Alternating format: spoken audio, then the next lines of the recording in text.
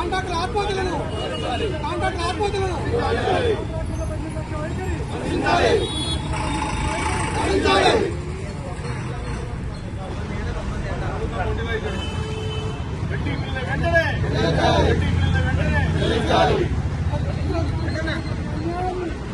Contractor వైఖరి pending బిల్లులు వెంటనే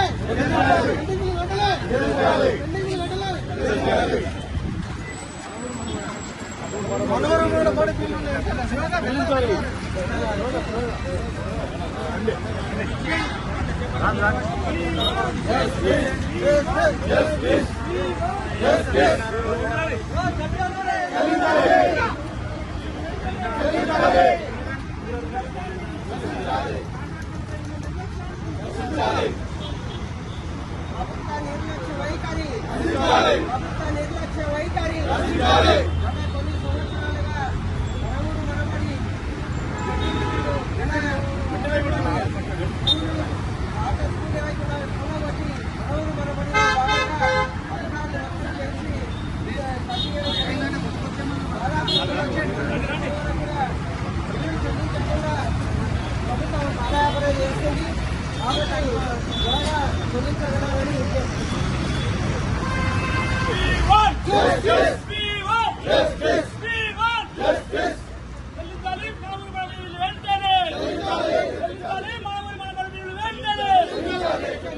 నాలుగు స్కూళ్ళు కంప్లీట్ చేసాం. బీనపల్లి, మరిగూడెం, మాల్ అండ్ కుర్మేడ్ స్కూల్ చేసాం. అయితే దీనికి ఏంటంటే మా చిన్న కాంట్రాక్టర్లు కేవలం 300 నుంచి 400 కోట్లు మాత్రమే పెండింగ్ ఉన్నాయి.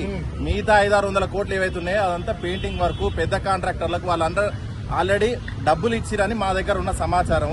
ఓన్లీ పెద్ద కాంట్రాక్టర్లే కనబడతారా? చిన్న కాంట్రాక్టర్లు అన్ని పుస్తకాలు అమ్మి ఓడు బంగారం కుదబెట్టి అన్ని నానా యాదన. ఇది చిన్న సమస్యగా మీకు కనపడవచ్చు, కానీ మాకు చాలా పెద్ద సమస్య. ఇది రాష్ట్ర వ్యాప్తంగా దీన్ని తీసుకెళ్లి 100 రిప్రజెంటేషన్లు ఇవ్వచ్చు. ఈ దేవసేన మేడం ఉన్న కాడ నుంచి ఇప్పుడు కొత్తగా వచ్చిన కమిషనర్ గారు కూడా 100 రిప్రజెంటేషన్లు ఇవ్వచ్చు.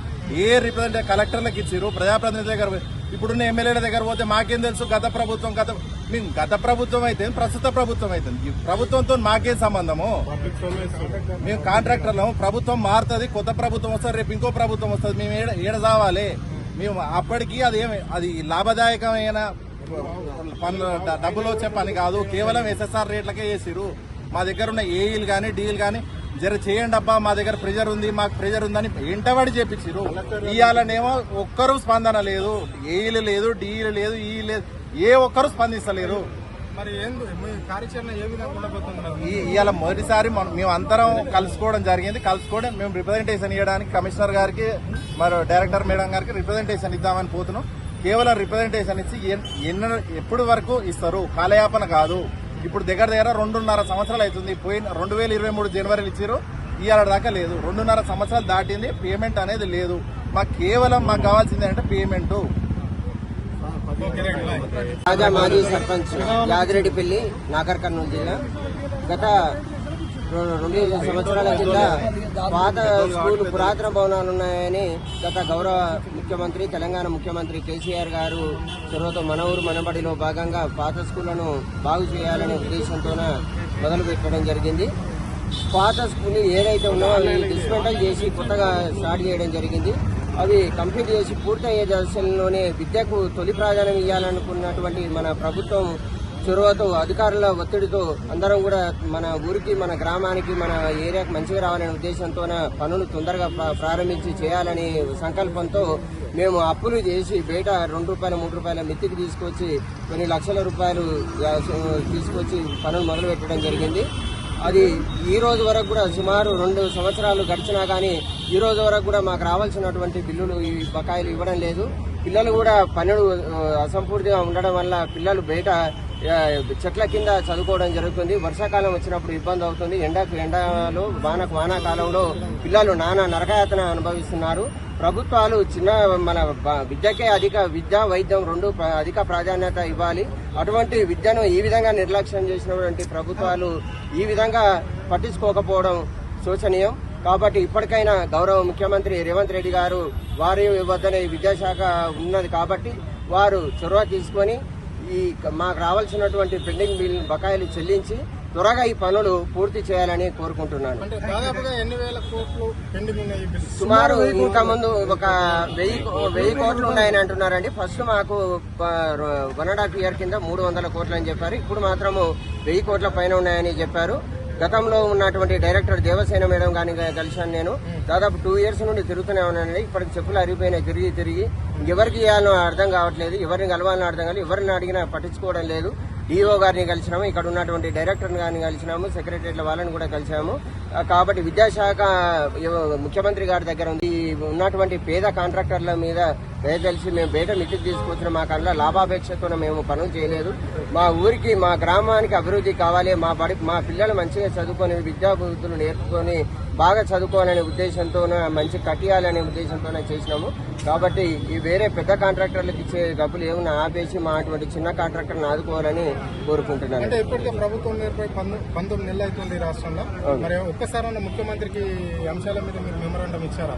విద్యాశాఖ కూడా ఆయన చేతుల్లో ఉంది కాబట్టి డైరెక్టర్ గారికి ఆల్రెడీ రిప్రజెంటేషన్ ఇవ్వడం జరిగింది.